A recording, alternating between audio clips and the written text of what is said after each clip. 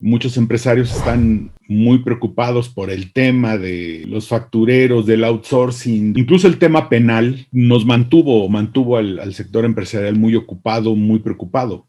Sin embargo, el tema patrimonial no era un tema que fuera a verse. Entonces, ¿qué es el patrimonio? Es el conjunto de bienes, derechos y obligaciones de una persona que tiene un contenido económico y que es una universalidad jurídica. Todos los bienes y derechos y obligaciones que tenemos. Todas las personas tenemos patrimonio. Es más, es algo que no nos podemos quitar.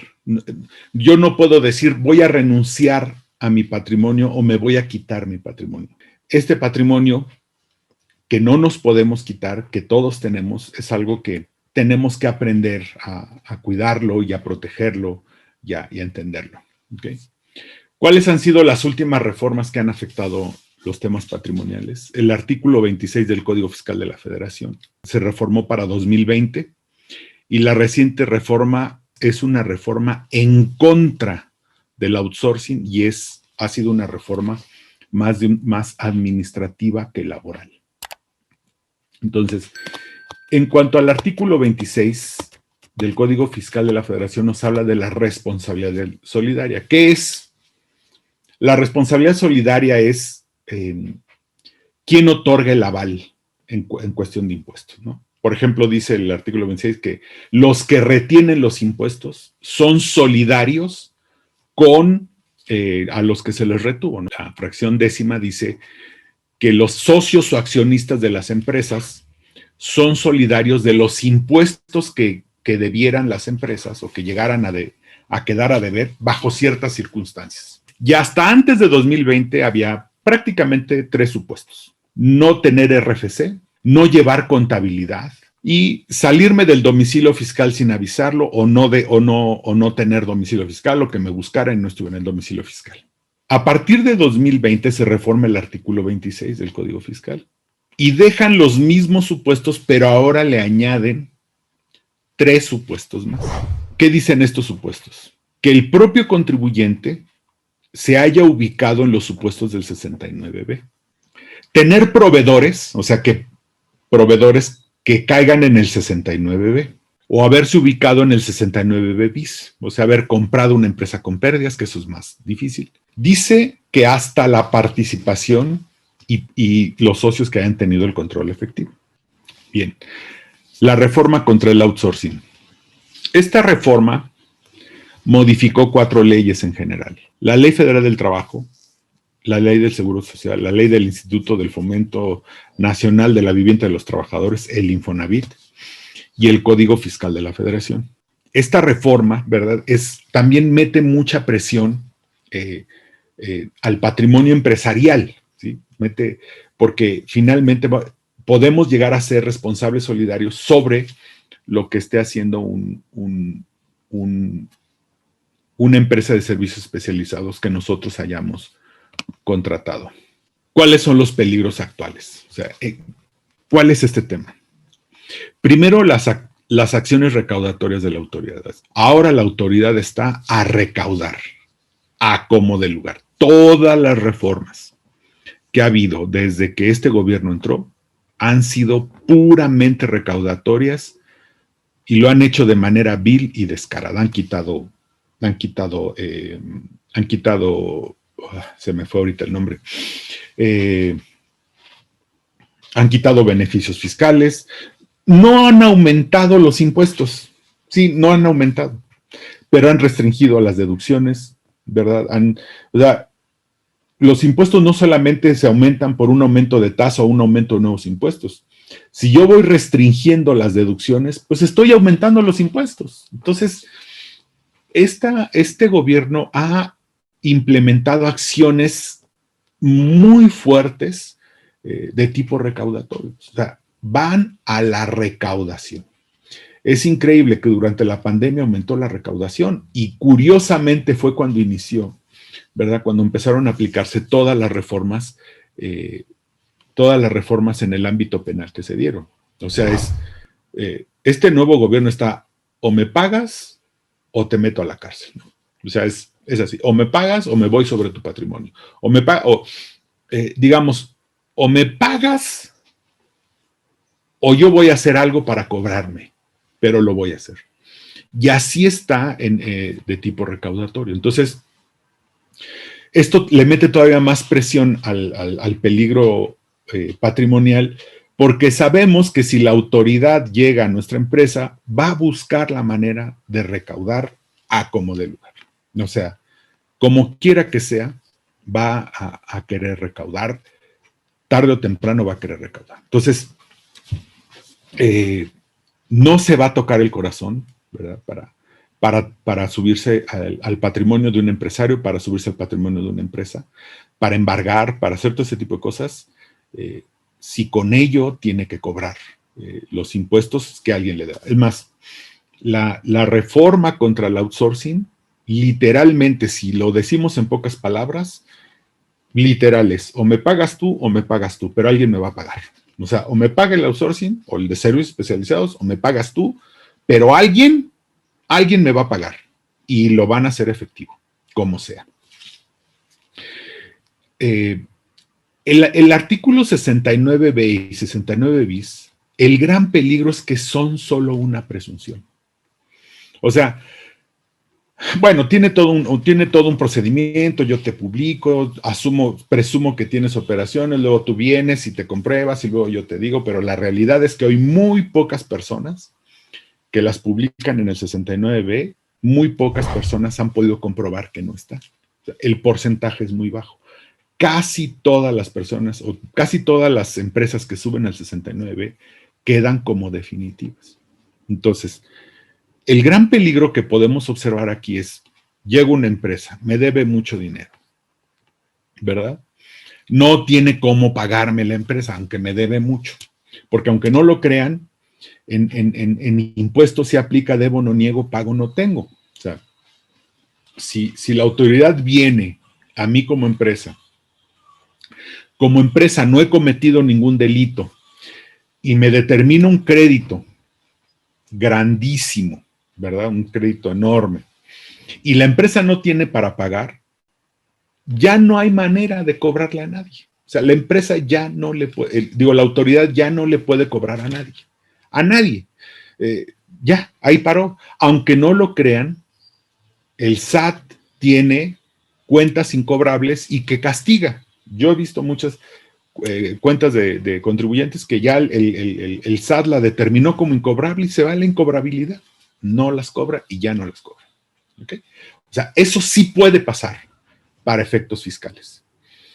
El gran tema es que, pues, imagínense, el SAT por ejemplo, hace muchos años llegaba una empresa, la empresa se había ido, por eso los cambios en domicilio fiscal, la empresa se había ido y pues ya no había manera de encontrarla y mandaban esas cuentas en cobrabilidad. Por eso una causa de responsabilidad solidaria es que tú agarres, no avises de tu cambio de domicilio y te vayas. Entonces ahí sí puedo buscar a los socios e intentar cobrarles. Entonces, si yo llego a una empresa, me debe mucho, no cometió ni un delito, ¿ok? Yo autoridad nada más tengo que subirla al 69 mediante una presunción, ¿verdad? Presumo que hizo operaciones simuladas o presumo que algunos de sus proveedores hicieron operaciones simuladas. Yo nada más tengo que subirlas al 69 y entonces sí ya me puedo ir sobre el patrimonio del empresario. Ese es el gran peligro. El gran peligro siempre ha sido que el 69B y ahora el 69B bis son solo una presunción. Es una presunción. Claro, fíjense nada más que absurdo. Yo, autoridad, presumo que haces operaciones simuladas. ¿Ok? Yo presumo que haces operaciones simuladas. Y la carga de la prueba te toca a ti, contribuyente. Pero el que evalúa esas pruebas soy yo mismo, autoridad. Soy juez y parte de algo tan delicado como esto. Entonces, sí realmente en principio, esas modificaciones del 26 del código eran para las factureras o para quienes compraban facturas. Lo que yo digo es no, esto es para todos. Esto es para todos y hay que tener cuidado. Tercero, operaciones simuladas de años anteriores. Yo sinceramente estoy recomendando, es una recomendación, ¿verdad? que se cambien de empresas y que esas empresas que tienen operaciones simuladas, pues veamos qué se hace, ¿no? Pero sí que ya no sigan operando. Es mi opinión. ¿Okay? Y finalmente los servicios especializados. Les voy a decir esto con toda la claridad del mundo. La autoridad no quiere outsourcing. Es más, satanizaron algo solamente por ideología. Estúpidamente satanizaron algo solamente por ideología. El outsourcing per se, como estaba la ley anterior, era claro cuándo había outsourcing y cuándo no había outsourcing. Era claro que solamente una buena fiscalización podía acabar con el outsourcing. Pero lo hicieron ideológico e hicieron una reforma, primero, hecha con las patas y segundo, con una filosofía de acabar con el outsourcing. Una práctica que es internacional y que es perfectamente legal y perfectamente empresarial. O sea, es el único país, yo creo, ¿verdad? Porque el outsourcing se utiliza en muchos países y de manera correcta y de manera buena, correcta, legal, ¿verdad? Creo que es el único país en donde se ha satanizado el outsourcing. Por el abuso, sí, pero más que por el abuso, por la falta de capacidad de fiscalización de las autoridades. Entonces, ante mi falta de fiscalización, lo que busco es que entre los contribuyentes se fiscalicen. Tú contratas outsourcing y no es outsourcing, te rechazo la deducción. Tú contratas outsourcing y no es outsourcing, te rechazo el IVA. Tú contratas outsourcing y no es outsourcing, es penal. Tú contratas outsourcing y realmente no es outsourcing. Y entonces, ante la incapacidad recaudatoria, ante la incapacidad de auditoría, de revisión de la autoridad, ante su incapacidad de vigilancia, entonces lo que hace la autoridad es vigílense entre ustedes. Y entonces si le caigo a uno, jalo la cadena para todos. Pero eso no es más que la incapacidad de vigilancia y de revisión que tiene la autoridad. Pero entonces eso nos pone presión a los empresarios, al empresariado le pone presión y peligro sobre su propio patrimonio. ¿Ok? Entonces, ya vimos los peligros en los que está el patrimonio actualmente. Entonces, vamos a ver las estructuras de blindaje patrimonial. Estas son algunas de muchas, ¿no? De muchas que podemos hacer. La primera es poner barreras corporativas a los accionistas. ¿Okay? Yo creo que desde hace tiempo, pero ahora con más relevancia, ya los accionistas, desde mi punto de vista, yo ya no sería un accionista directo en una empresa. O sea, yo ya no voy, suscribo capital en una empresa, ¿verdad? Y lo aporto, sino lo haría a través de estructuras corporativas, ¿ok? A través de ciertas estructuras corporativas, para que yo no sea el que directamente invierte en las empresas, sino a través de una estructura corporativa para invertir en las empresas. Esto le pone barreras a mi propio patrimonio frente a las acciones de la autoridad, ¿no? Entonces, yo pongo unas ciertas estructuras corporativas, una o dos estructuras corporativas, en donde yo ya no directamente invierto en cualquier negocio que yo quiera invertir, sino que a través de ciertas estructuras corporativas yo invierto donde quiero invertir y entonces hay una barrera corporativa. En México no hay velo corporativo. El velo corporativo lo hay en otros países. En México no hay velo corporativo, pero sí hay, de acuerdo como están redactados estos artículos, sí puede haber una barrera corporativa para que lleguen a mi patrimonio. Entonces, es poner barreras corporativas, ¿verdad? Si no se puede hacer eso, contratos de traspaso de obligaciones corporativas. Entonces, yo aporto a una inversión o soy accionista de una empresa y mediante un contrato traspaso mis obligaciones corporativas a otras figuras. Entonces, son ciertos contratos que yo hago, ¿verdad? Con la empresa en donde invierto, con los otros accionistas, en donde yo, o con una tercera persona, en donde yo traspaso mis obligaciones corporativas Acuérdense que los accionistas a los que se van a los que entran para la responsabilidad solidaria son los que tienen control efectivo. Entonces yo traspaso mis obligaciones corporativas, lo traspaso a otra estructura corporativa, ¿no? Entonces esto es un tema muy, muy técnico. Este tipo de estructuras hay que analizarlas muy bien porque cada caso es muy específico. No siempre funcionan las barreras corporativas, no siempre funcionan los contratos de traspaso de obligaciones corporativas. O sea, se tiene que analizar. Ahorita vamos a ver el proceso de análisis que se tiene que seguir para saber si podemos usar uno u otro de estas figuras. Tercera estructura, la separación del usufructo y la nuda propiedad. Esto es algo que últimamente ha cobrado mucha relevancia. Déjenme explicarles de qué se trata. Igual muchos lo entienden, pero quisiera explicarlo.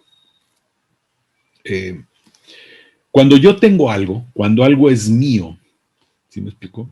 Este algo, por ejemplo, este lector electrónico de libros, este algo tiene algo que se llama la nuda propiedad, o sea, es mío. Pero además, inherente tiene algunos, yo le llamaría unos atributos inherentes o algunos usos, ¿no? O algunas cosas que yo puedo hacer con este, ¿no? O sea, yo lo puedo usufructuar. ¿Qué es usufructuar? Pues, sacarle provecho. Yo este lector lo puedo rentar, lo puedo en un determinado momento rentarlo, ¿verdad? Puedo yo mismo usarlo, ¿no?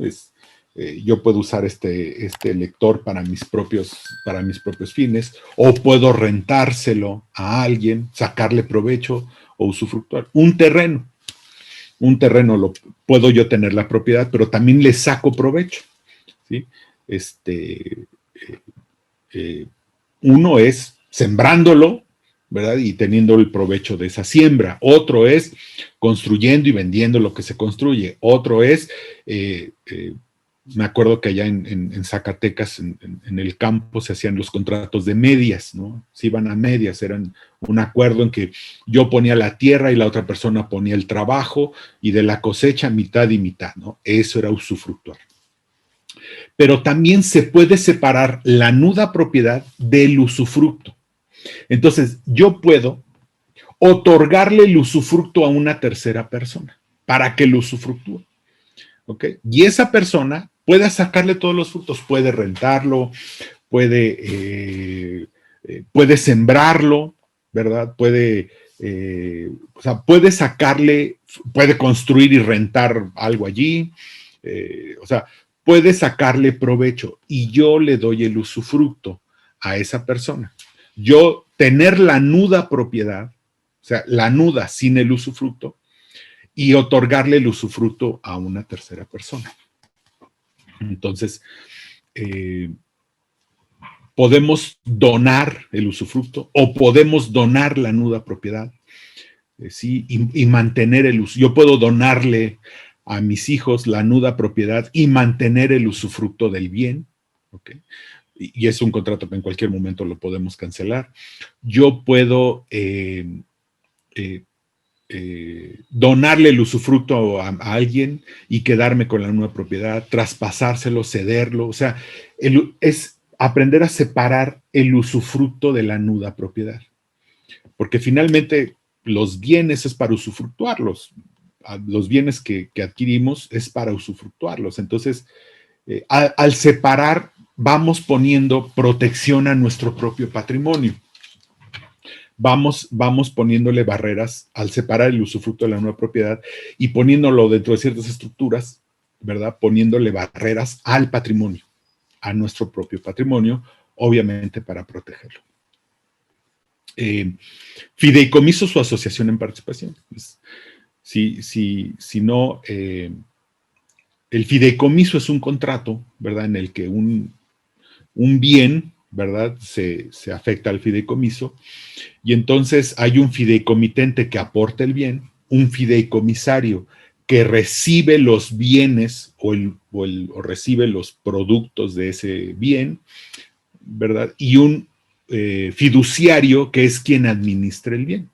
Generalmente, el fiduciario debe ser una entidad financiera, un banco, casas de bolsa, algunas SOFOMES sobre ciertos fideicomisos, ¿verdad? Entonces, yo pongo un terreno en fideicomiso, ¿verdad? Yo soy fideicomitente, pongo el terreno en fideicomiso, ¿verdad? Le traspaso la propiedad al fideicomiso y el fideicomiso lo administra, lo renta, lo que se vaya a hacer, y entonces el fideicomiso le entrega los frutos, los rendimientos a quien yo nombre como fideicomisario. Incluso yo mismo puedo ser fideicomisario. Entonces, el fideicomiso también se usa para proteger patrimonialmente la propiedad. Yo pongo los bienes, ¿verdad?, a nombre de un fideicomiso, yo traspaso mis bienes a un fideicomiso, y además es un excelente mecanismo de sucesión de patrimonio, o sea, en lugar de usar el testamento, ¿verdad?, que además, cuando hablamos del testamento, siempre estamos en el peligro de que surja una persona, de que alguien no esté contento y entonces lo quiera revocar, quiera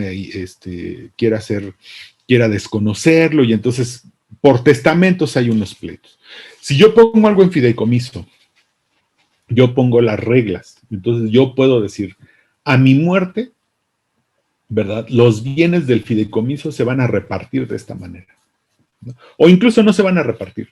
El fideicomiso me va a sobrevivir, ¿verdad?, para que se sigan otorgando los frutos ahora de esta manera, y ahí pongo a mis hijos, a quien yo quiera, y entonces ese es irrevocable, ese no lo pueden objetar, nadie puede meterse con el fideicomiso y se evitan los pleitos. La mejor manera de heredar bienes, ¿sí?, la mejor manera de traspasar bienes tras la muerte es el fideicomiso. La más segura, la más certera, la menos complicada es a través del fideicomiso. O la asociación en participación, ¿verdad? Algunos aportan bienes, otros aportan trabajo, funciona casi igual que un fideicomiso, y entonces ese bien sale de mi patrimonio para entrar a una asociación en participación donde están otras personas, y entonces se hace un negocio, ¿verdad? Y el usufructo yo lo puedo recibir. Eso es ponerle barreras, de las barreras corporativas que les digo, a mi propio, no a mí como accionista, pero a mi propio patrimonio, es ponerle barreras a través de ciertos contratos o de ciertas figuras que entonces impiden o le ponen una barrera a mi propio patrimonio. Y la última es la desincorporación de activos o las inmobiliarias. Yo a mis clientes siempre les recomiendo que nunca en las empresas operativas pongan los activos fijos. O en las empresas que se operan se pongan los activos fijos. ¿Por qué? Porque cuando el SAT determina un crédito fiscal, lo primero que hace es buscar si la empresa tiene bienes. Va a los registros públicos y ve si la empresa tiene. Y si la empresa tiene bienes inmuebles, pues nunca la va a soltar porque va a pretender cobrarse con esos bienes inmuebles. Se pone más perro, digámoslo en términos coloquiales. El SAT se pone más bravo cuando las empresas tienen bienes. Entonces, yo siempre, mi recomendación es desincorporar los bienes, los inmuebles, desincorporarlos y pasarlos a inmobiliarias. E incluso se pueden aportar a inmobiliarias, ¿sí? Y entonces el usufructo se otorga a otra persona. Ahí es separar la nuda propiedad del usufructo.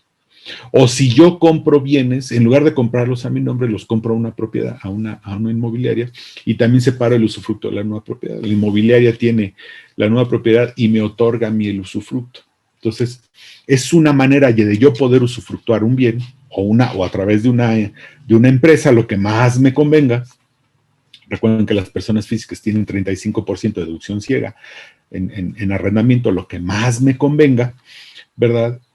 Pero ya los inmuebles no están dentro de la empresa. O sea, ya los inmuebles no están adentro de la empresa. Y entonces cuando el SAT quiere cobrarse con los bienes de la empresa, resulta que, pues sí, tiene escritorios, tiene algún carro, pero todo lo que es bienes inmuebles, maquinarias muy importantes, ya están en otra empresa o en una inmobiliaria o en una empresa que los tiene en las tripas y que además tiene allí ciertos contratos para poder usufructuarlos, y es como algunos accionistas incluso podían recibir algunos beneficios fiscales a través de estas figuras y con el patrimonio protegido. Y bueno, estos son 5 estructuras, habrá algunas más, pero todas estas estructuras de protección patrimonial obviamente se tienen que analizar, ¿no? Cada empresa, cada patrimonio es diferente. Es muy diferente uno del otro. Entonces, sí hay que analizarlo para establecer una estructura de blindaje patrimonial. Ahora sí, el proceso. ¿Cuál es el proceso del blindaje patrimonial?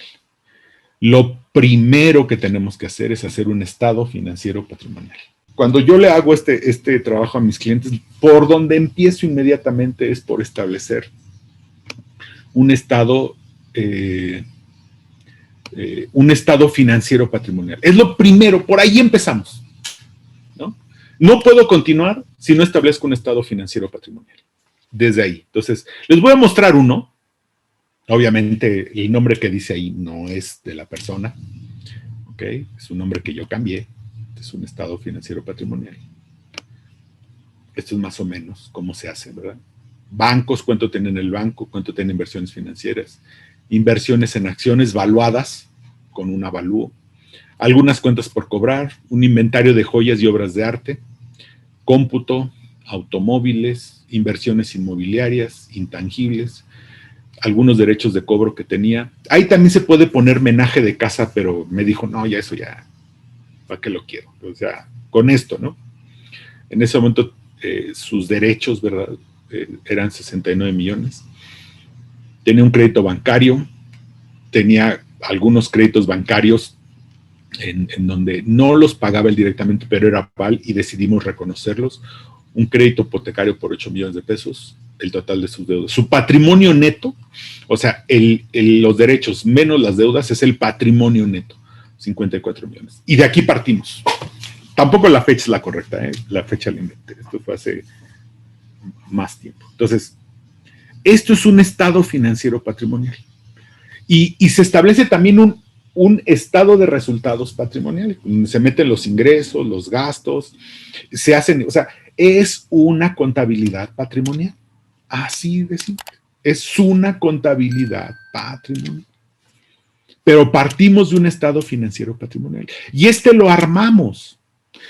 Yo les paso a mis clientes, le paso a mis clientes un Excel donde lo vamos llenando con toda esta información. Con toda esta información, vamos llenando toda esta información, la vamos llenando, ¿verdad?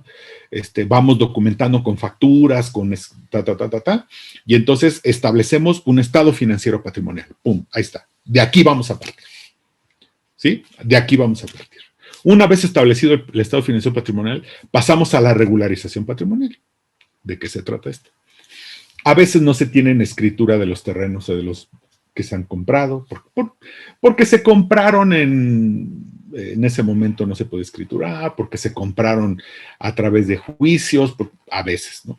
No se tienen registradas las marcas, ¿sí? Aquí tiene intangibles 8 millones, aquí en intangibles están reconocidas algunas marcas valuadas a esa fecha. Pero un avalúo real, no avalúos para efectos fiscales que de repente son monstruosos, no. Un avalúo muy real, o sea, ¿cuánto te pagarían hoy por tu empresa? ¿Cuánto estaría alguien dispuesto a pagar? O sea, marcas, patentes, o sea, registrarlas. Hay quien no tiene registradas las marcas de su empresa, no tiene registrada algunos procesos, patentes, secretos industriales, eslogan, anuncios comerciales. O sea, hay quien todavía no tiene registrados. Entonces, viene la regularización patrimonial, hacer todos los expedientes de los bienes inmuebles. Hay quien tiene una inversión muy importante en obras de arte y no tiene los certificados de autenticidad. Ya hay que conseguirlos. hay que tener, o sea, viene después la regularización patrimonial, o sea, es poner en orden todo el patrimonio, ponerlo al día, ponerlo en orden, ¿sí? Y dejarlo ya listo y en orden y todo. Luego viene el análisis de la discrepancia fiscal. Imagínense, vamos a esto. Si ustedes me dicen que esta persona tiene en los últimos 5 años o 10 años ha llegado a reunir un patrimonio de 54 millones de pesos, o sea, él ha reunido un patrimonio de 54 millones de pesos y resulta que en las últimas 5 declaraciones en total ha declarado, vamos a decir, 5 millones de pesos. ¿Qué les dice eso? ¿Verdad? Pues que hay patrimonio en riesgo. La discrepancia fiscal es el tercer riesgo de nuestro patrimonio. La discrepancia fiscal se las voy a explicar en pocas palabras. El SAT te dice cuánto tienes y tú le tienes que decir de dónde provino. Punto. ¿Verdad? Entonces, el SAT te dice, oye, tú tienes carros, casas, tienes cuentas bancarias, tienes tanto en inmuebles, tienes tanto, o sea, tienes tanto en todo eso. Ahora sí dime de dónde provino. Si tienes 10 millones en todo, en inmuebles, en bancos, y resulta que has declarado 1 millón, hay una discrepancia fiscal. Entonces, lo que hacemos allí es, vemos cuánto es lo que la persona física ha adquirido de patrimonio en el tiempo, los últimos 5 años o 6, depende de los alcances que tengamos, lo comparamos contra las declaraciones, sus declaraciones anuales, contra lo que le ha declarado al SAT, y entonces buscamos empatar ambos. O sea, buscamos empatar de alguna manera. Hay algunas técnicas para esto, algunas estrategias para empatar el patrimonio adquirido con lo que se le ha declarado al SAT. Porque si hay esa discrepancia, no solo podemos caer en un tema de un crédito fiscal enorme, pero eso ya de entrada es penal. Puede constituirse, más bien, es un delito. Tenemos que buscar algunas de estas estructuras de blindaje patrimonial, ¿verdad? Poner alguna de estas estructuras de blindaje patrimonial para proteger este patrimonio. O sea, lo que tenemos que decir es, todo este patrimonio que tenemos de este lado, ¿sí? Más bien este patrimonio, pero más bien, o sea, este es el patrimonio, pero esto es lo que tenemos. ¿Okay? Estos son los bienes, los derechos, bienes y derechos que se tienen. Entonces, ¿cómo vamos a proteger todo este patrimonio? ¿Cómo le vamos a hacer? ¿Qué estructura vamos a usar, ¿verdad? De estas o de algunas más para proteger este patrimonio? Y entonces aquí es donde establecemos una estrategia de protección patrimonial. Y con esto terminamos este proceso de blindaje patrimonial. Agenda tu llamada y nosotros te podemos asesorar de manera personal y sobre todo ver tu caso en particular y buscar algunas alternativas para el blindaje de tu patrimonio. Que tengas buen día.